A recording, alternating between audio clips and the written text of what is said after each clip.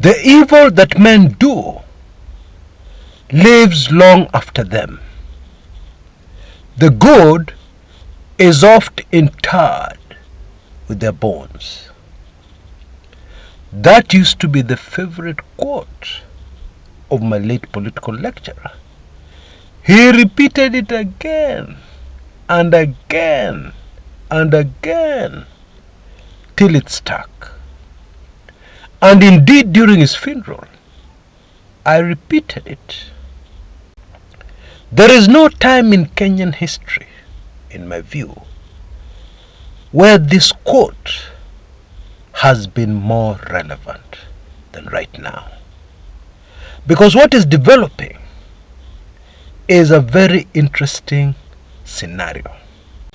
A scenario that will be analyzed and reanalyzed many decades to come. You see, when people do evil, usually it is human nature, people never forget. However, when men do good, when men go out of their way, inconvenience themselves, sacrifice to do good, it is quickly forgotten.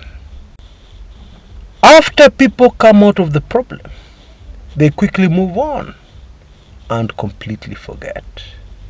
And if it is mentioned at the funerals of these people who did good, it will be often interred with their bones, forgotten completely.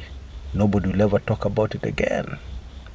And I believe this is true with many great sons of Kenya. Kenneth Matiba, for instance.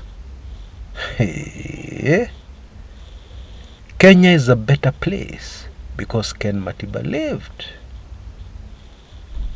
J.M. Karaoke. Kenya is a better place because these heroes of the country were born and lived in the country called Kenya.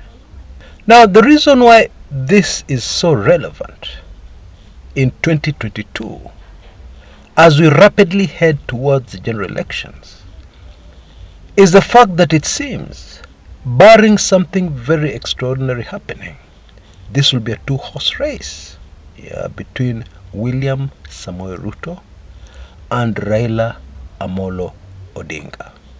And even as I speak, it is indeed very true that the good, the sacrifice which Raila has given for this country has been forgotten.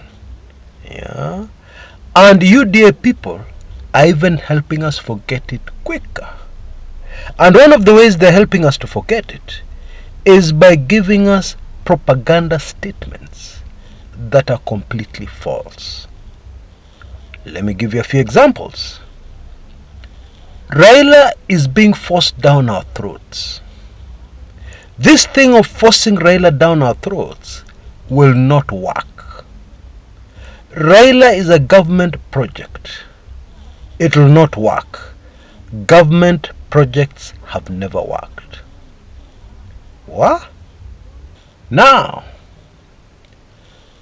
let us put our emotions aside for a minute, whichever side of the political divide we're supporting, and analyze the statement, Raila is being forced down our throats.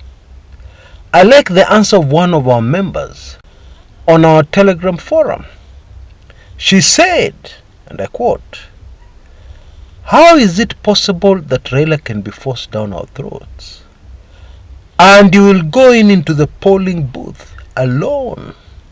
You will cast your vote alone. How is it possible that somebody has been forced down your throat? How? Explain to me." And I can add, when you go into the polling booth, nobody will be holding a gun against your head. Yeah. Therefore, it is impossible under the current situation for anybody to be forced down your throat. Now, of course, the people who are saying this are very smart people. Yeah, they know exactly what they're saying and they know why they're saying it. They know it is not factual. But the whole idea is to influence Kenyans in a certain direction of hatred, in the direction of rejecting Raila Odinga and opting for William Samoei Ruto. Which is okay. After all, they say politics is a very dirty game. But of course, it's very sad that the young, the naive, are taking in and drinking in that statement, that propaganda statement, as gospel truth. And I have nothing against being young. In fact, today I was remembering my days as a young analyst under training. I used to make sweeping statements that meant nothing.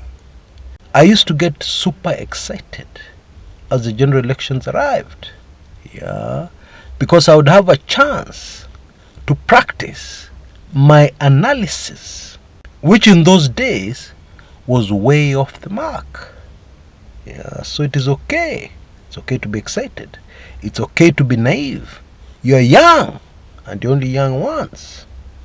Anyway, let's quickly handle this government project manenos.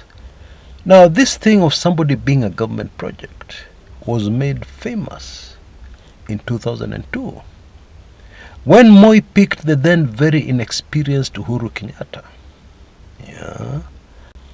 and forced him down the throats of Kano. That's the correct way to use that phrase.